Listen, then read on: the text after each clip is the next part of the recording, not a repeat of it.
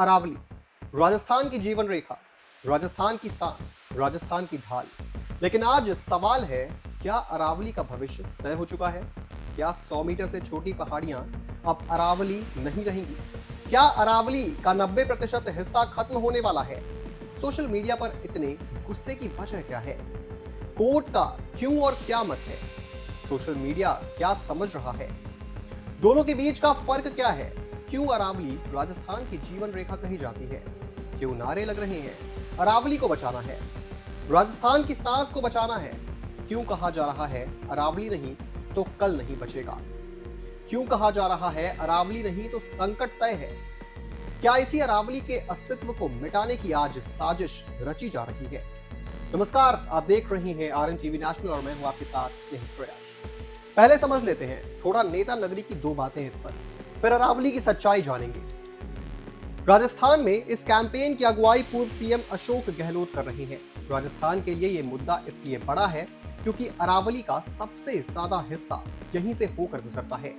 पूर्व सीएम अशोक गहलोत ने कहा, राजस्थान वैज्ञानिक दृष्टि से अरावली एक निरंतर श्रृंखला है। इसकी छोटी पहाड़ियां भी उतनी ही अहम हैं जितनी की बड़ी चोटियां। अगर दीवार में से एक भी ईंट कम हुई तो सुरक्षा टूट जाएगी।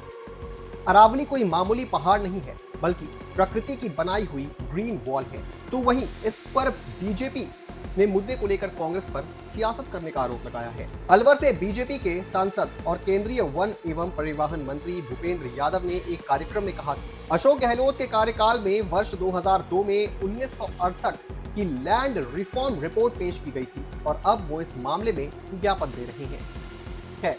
इन सब से इतर, क्या आप जानते हैं कि अरावली ही वो जगह है जिससे राजस्थान, हरियाणा, गुजरात, यहाँ तक कि दिल्ली की रायसीना हिल का अस्तित्व है? पहले अरावली को समझ लीजिए। भारत की सबसे प्राचीन पर्वत श्रेणी, जल संरक्षण और भूजल रिचार्ज की रीढ़, राजस्थान को रेगिस्तान बनने से रोकने वाली दीवार, जैव विविधता का महत्वपूर्ण केंद्र, गुजरात से दिल्ली तक फैली दुनिया की सबसे प्राचीन पर्वत मालाओं में से एक, अरावली का गौरव जाना। अपने आप में अरावली सिर्फ पहाड़ नहीं, उत्तर भारत की सांस है। एक बार और गौर करें, अरावली की पहाड़ियां देश के 4 राज्यों में आती हैं। इनमें दिल्ली, हरियाणा, राजस्थान और गुजरात शामिल है। अरावली पहाड़ केवल फॉरेस्ट रेंज नहीं है, अरावली पहाड़ में फोर्ट्स भी है। अरावली पहाड़ में लेक्स यानी कि झील भी मौजूद हैं। रिजर्व फॉरेस्ट एरिया है, यहाँ पर प्रोटेक्टेड फॉरेस्ट एरिया भी है अरावली में। अरावली पहाड़ पर मंदिर भी बने हुए हैं, अरावली पहाड़ पर शहर भी बसे हुए हैं, अरावली पहाड़ में क्रिटिकल मिनरल भी मौजूद हैं। लेकिन आज इसी अरावली को लेकर देश में चिंता है, गुस्सा है और सवाल है, क्या अरावली का भविष्य तय हो चुका है? क्या कोर्ट के एक फैसले से अरावली का 90% हिस्सा खत्म हो जाएगा? क्या 100 मीटर से छोटी पहाड़ियां अब अरावली कहलाएंगी ही नहीं? सोशल मीडिया पर सेव अरावली कैंपेन चल रही हैं, प्रदर्शन हो रहे हैं, लेकिन कोर्ट के अंदर जो हुआ और बाहर जो हुआ, इसे समझा जा रहा है कि आज दोनों के बीच का फर्क हम आपको साफ साफ बताते हैं। क्योंकि अरावली नहीं तो राजस्थान नहीं, और अरावली नहीं तो दिल्ली भी नहीं। क्योंकि अरावली कोई साधारण पहाड़ नहीं है, यह दुनिया की सबसे पुरानी पर्वतमालाओं में से एक है। इसकी उम्र लगभग 2.5 अरब साल मानी जाती है। अरावली की कुल लंबाई करीब 692 किलोमीटर है। दिल्ली की रायसीना हिल से शुरू होकर गुजरात तक जाती है। इसका 80% हिस्सा राजस्थान में स्थित है।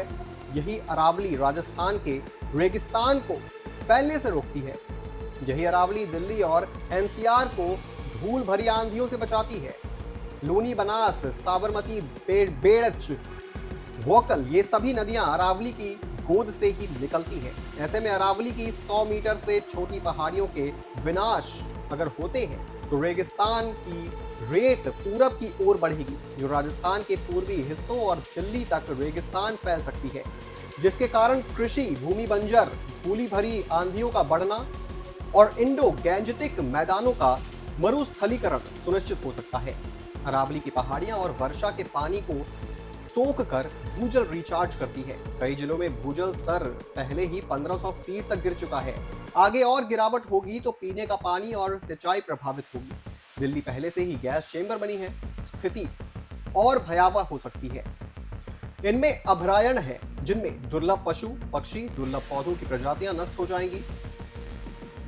यानी साफ है। अरावली है तो पानी है, हवा है और जीवन है। अब सवाल उठता है, इतनी अहम अरावली को लेकर अचानक विवाद क्यों? दरअसल ये मामला नया नहीं है। ये केस करीब 30 साल पुराना है। साल 1995 में टी.एन. गोदावर्मन बनाम भारत संघ केस सुप्रीम कोर्ट में दायर हुआ। इस याचिका में मकसद जो था, देश में हो रही अवैध जंगल कटाई को रोकना। नीलगिरी से शुरू हुआ ये मामला धीरे धीरे पूरे देश के जंगलों और पर्वतमालाओं से जुड़ा, जिसमें अरावली भी शामिल हो गई। साल 2009 में हरियाणा के फरीदाबाद, गुरुग्राम और मेवात में खनन पर पूर्ण प्रतिबंध लगाया गया। जनवरी 2024 में सुप्रीम कोर्ट ने सेंट्रल एम्पावर्ड कमेटी से अरावली की क्लासिफिकेशन पर रिपोर्ट मांगी। मार्च 2024 में सीईसी ने अपनी रिपोर्ट में सौंपी, जिसमें 2024 नई माइनिंग लॉज और रिन्यूअल पर कोर्ट ने रोक लगा दी और फिर एक सीमित बढ़ाई गई ताकि पूरे अरावली क्षेत्र के लिए एक समान परिभाषा तय की जा सके। अरावली को लेकर सुप्रीम कोर्ट का फैसला सुनने में जितना छोटा लगता है, असल में उतना छोटा नहीं है और काफी जटिल है। एक तरफ अदालत ने कानूनी स्पष्टता देने की कोशिश की, दूसरी तरफ उसी स्पष्टता से नए सवाल खड़े हो गए। फैसले का केंद्र एक ही शब्द के आसपास घूमता है, परिभाषा। कानून की नजर में अरावली क्या है और क्या नहीं, यहीं से पूरा विवाद शुरू होता है। अब आते हैं 20 नवंबर 2025 पर। सुप्रीम कोर्ट का हालिया फैसला क्या? सुप्रीम कोर्ट ने कहा, अब सिर्फ 100 मीटर ऊंची पहाड़ियां ही अरावली मानी जाएंगी। सुप्रीम कोर्ट ने किसी भी तरह की नई माइनिंग को खोलने की अनुमति नहीं दी। नई माइनिंग लीज पर पूरी तरह रोक है। भविष्य में अगर कभी कोई माइनिंग प्लान बनेगा तो उसके लिए सुप्रीम कोर्ट की अनुमति अनिवार्य होगी। सुप्रीम कोर्ट ने साफ कहा है कि 2.5 अरब साल पुरानी दुनिया की सबसे पुराने पर्वत श्रृंखलाओं में से एक अरावली क्षेत्र में 100 मीटर से नीचे की पहाड़ियों को अपने आप जंगल नहीं माना जाएगा। मतलब ये सिर्फ एक आधार है कि कोई पहाड़ी अरावली में है, उसे वन भूमि घोषित नहीं किया जा सकता। कोर्ट ने कहा, हर जमीन का फैसला रिकॉर्ड, अधिसूचना और वास्तविक स्थिति के आधार पर होगा, ना कि सिर्फ ऊंचाई के पैमाने पर। फैसला अरावली के दोहन का नहीं, अरावली की परिभाषा तय करने का है। 100 मीटर का सच क्या है? अब समझते हैं 100 मीटर वाला नियम। ये 100 मीटर समुद्र तल से ऊंचाई नहीं है, ये है लोकल बेस से मापी गई सापेक्ष ऊंचाई। इसे रिचर्ड मफी सिद्धांत कहा जाता है। इस सिद्धांत के अनुसार कोई भी भू आकृति तभी हिल मानी जाएगी जब वो अपने आसपास के क्षेत्र से कम 100 मीटर ऊंची हो। अगर किसी पहाड़ी का शिखर 315 मीटर पर है और उसे आसपास का क्षेत्र 215 मीटर पर, तो उसकी सापेक्ष ऊंचाई 100 मीटर मानी जाएगी। यही वैज्ञानिक तरीका पूरी दुनिया में अपनाया जाता है। खास बात यह है कि राजस्थान सरकार 2003 में इसी पद्धति से अरावली की मैपिंग कर चुकी है। ऐसे में सवाल है कि अब छोटी पहाड़ियां बचेंगी या नहीं? क्या छोटी पहाड़ियां खत्म हो जाएंगी? जवाब है नहीं, क्योंकि यहाँ आता है 500 मीटर का नियम। अगर दो बड़ी पहाड़ियों के बीच 500 मीटर से कम दूरी है तो उन्हें एक ही अरावली रेंज माना जाएगा। बीच में अगर 5 मीटर, 10 मीटर या 20 मीटर की छोटी पहाड़ियां हैं तो वो भी अरावली पर्वतमाला का हिस्सा होंगी। यानी 100 मीटर सिर्फ हिल की पहचान है, पूरी अरावली पर्वतमाला की नहीं। इस नियम का मकसद है अरावली की निरंतरता बनाए रखना। तो क्या अब अरावली में धड़ल्ले से कटाई शुरू हो जाएगी? सीधा जवाब है नहीं। यह फैसला ना तो अंधाधुंध कटाई की इजाजत देता है, ना ही सभी पहाड़ियों को निर्माण के लिए खोल देता है। अगर कोई जमीन पहले से वन भूमि घोषित है या किसी पर्यावरण कानून के तहत संरक्षित है तो उस पर यह फैसला कोई असर नहीं डालता। फिर विवाद क्यों? क्योंकि इस फैसले से राज्य सरकारों और स्थानीय प्रशासन को जमीन की व्याख्या करने की ज्यादा ताकत मिल जाती है। यानी जो इलाका पहले जंगल जैसा माना जा रहा था, अब उसे राजस्व भूमि या गैर वन क्षेत्र बनाया जा सकता है। यानी यहीं से डर पैदा होता है कि कहीं इसी रास्ते में अरावली धीरे धीरे ना खोखली हो जाए। खतरा फैसले में नहीं, उसके इस्तेमाल में है। अगर जमीनी रिकॉर्ड बदल गए, पर्यावरण आकलन को नजरअंदाज किया गया और विकास के नाम पर ढील दी गई तो असर साफ होगा। दिल्ली एनसीआर की हवा और जहरीली भूजल और नीचे गर्मी और ज्यादा बेरहम। और ये फैसला ना तो पूरी तरह राहत है, ना पूरी तरह खतरा। ये कानूनी स्पष्टता है, लेकिन इसकी नैतिक जिम्मेदारी अब सरकारों पर है। अरावली बचेगी या कटेगी, ये अब कोर्ट से ज्यादा नीति और नीयत पर निर्भर करता है।